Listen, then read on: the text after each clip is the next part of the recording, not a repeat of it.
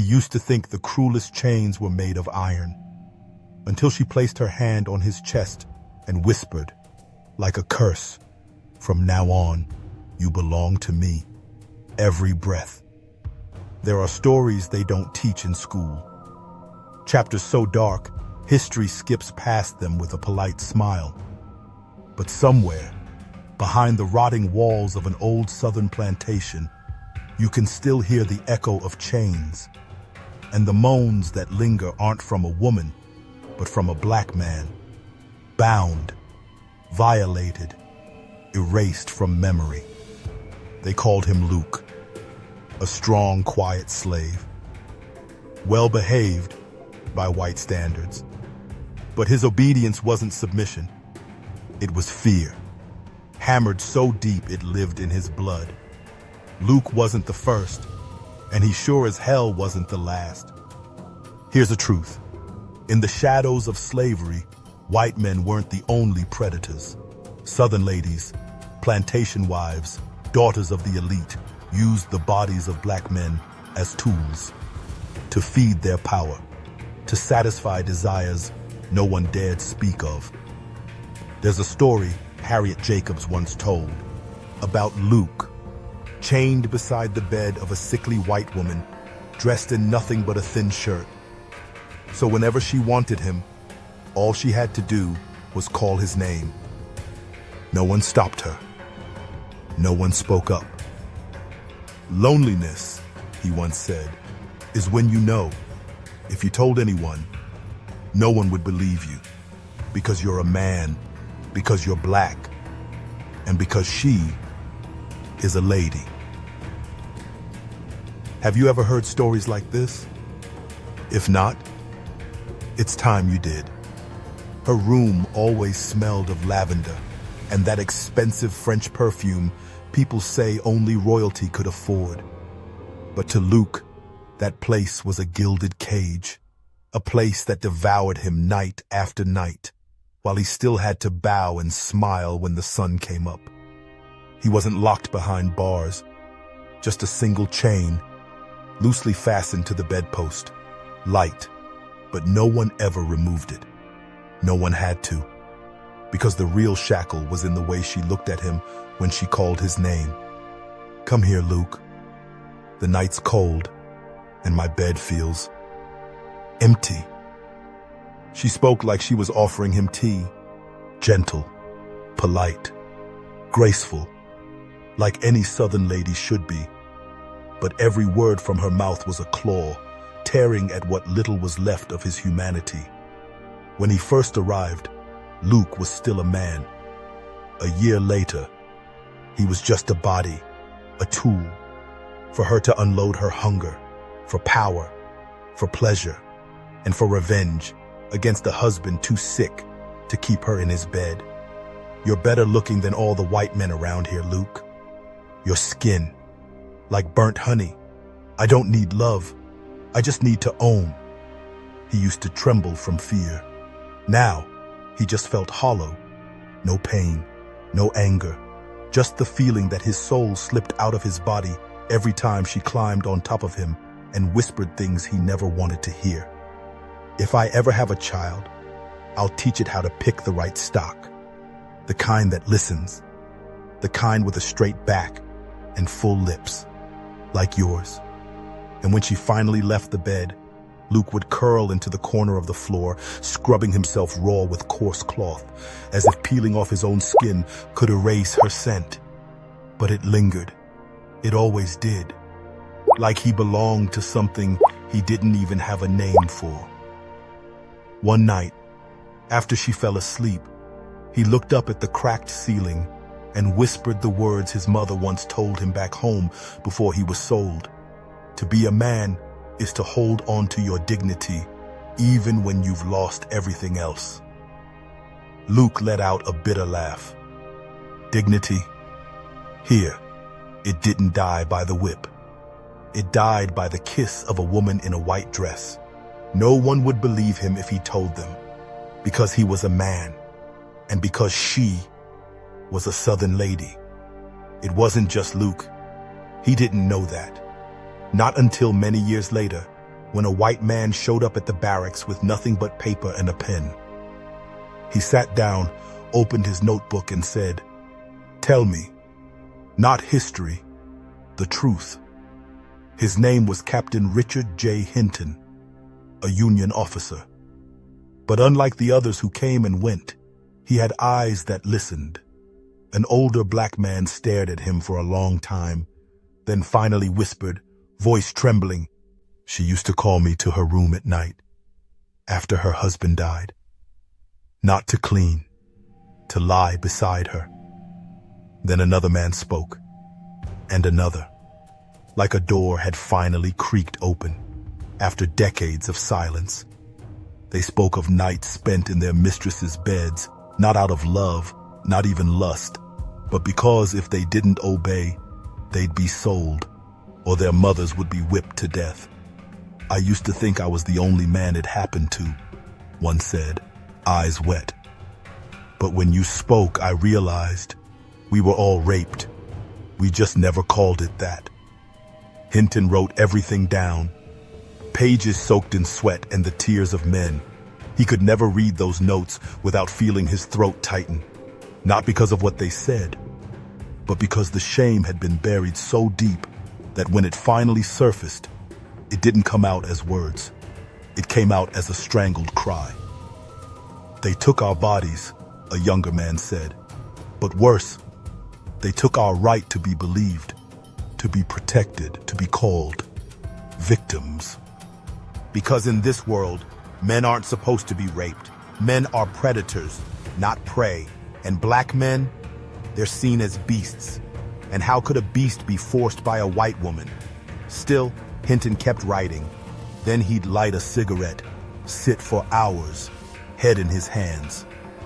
Maybe he knew what he was holding were pieces of a truth history would never want to keep. But he wrote anyway.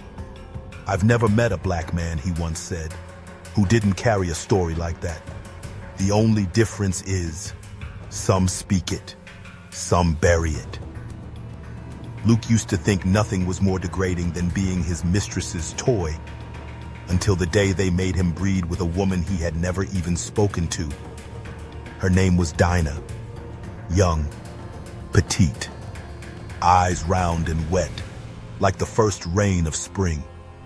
They locked the two of them inside a wooden room, soundproof walls, one old bed, and a short, cold command. "She needs to be pregnant by harvest. If not, you're both getting sold."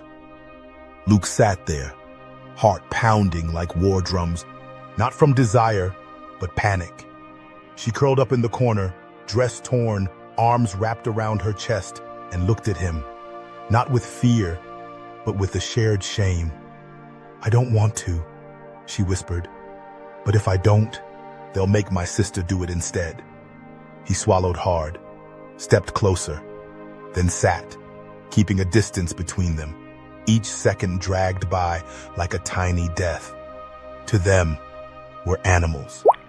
"You're not my woman, and I'm no longer a man." That night, there was no love, no pleasure, only silence, thick with tears and trembling limbs trying to complete an unnamed duty. Like stud horses forced to breed, not for survival, but for profit. 4 months later, the mistress ran her hand over Dinah's belly and smiled. "Good. Looks like this stock's finally producing results." Luke was moved to a different holding area, a pen for strong breeding males. There, they fed him well, trained him, kept his muscles tight, his face clean, his bloodlines healthy. They called him the Patterson stud. No one asked his name. No one called him Luke anymore. He became a list of specifications. Height, 6'1", skin, dark brown, breeding success rate, 4 out of 4. Price, $600, more than 2 men combined. One day, he overheard his mistress speaking to a buyer. "I picked him because he looks like a young Jefferson." the kind of man you'd want descendants from the moment you lay eyes on him. He stood behind the wall, back against the rotting wood, biting his lip until it bled, not from shame, but from fear, that one day a child might be born with his face and call her mother. One early summer morning, before the sun had risen high enough to burn the fog off the old pine trees, Dinah brought breakfast to the east pens, but the shackle was empty, the straw bed cold. Luke was gone. No blood, no sound. No one saw him leave, but the familiar ankle chain was still there, coiled like a snake that had just shed its skin. Did he run? The old slave whispered. No, he was silenced, the gatekeeper muttered. Or maybe she ended it herself, Dinah asked. Her voice didn't shake, just hollow, because Dinah knew. There was no love between them, but no hate either. They had shared a piece of life no one wanted, and in the coldest nights, his eyes had met hers like mirrors, reflecting the quiet death eating them both from the inside out. In the main house, the mistress walked as usual, white dress spotless, hair pinned with silver. But the servants noticed she never called anyone to her room after 10 p.m. One night, a maid heard her laugh, not loud, but it lingered, like ash in the air. That man, he thought he had a soul. Then, silence. Weeks passed. No one spoke Luke's name again, as if he never existed, as if his body never lay on that wooden floor, as if the children born from his blood belonged to someone else. But Dinah remembered. One evening, she walked to the old oak behind the stables, where Luke once sat, reading torn pages of a tattered Bible. Beneath the soft earth, she unearthed a piece of cloth, weathered with time. Inside, a silver necklace, the same one the mistress used to wear. No one knew how he got it, or why it was broken, or why it was stained with blood. Maybe, Dinah whispered, he didn't disappear. Maybe he just chose to leave their story.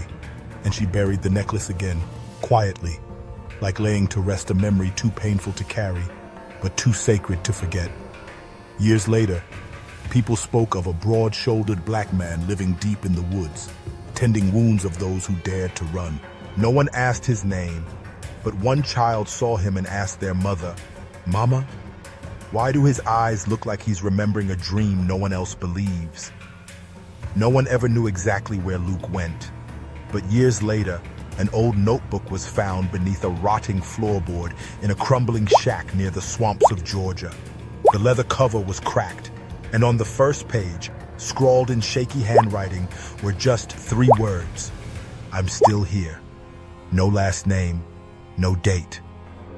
But what lay inside was sound, the kind of sound that was never allowed to be spoken. The voices of black men, taken, chained, called good stock.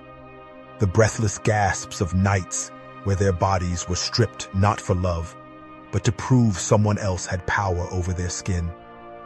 The silent screams of shame that no one dared to name. That notebook found its way into the hands of a young historian.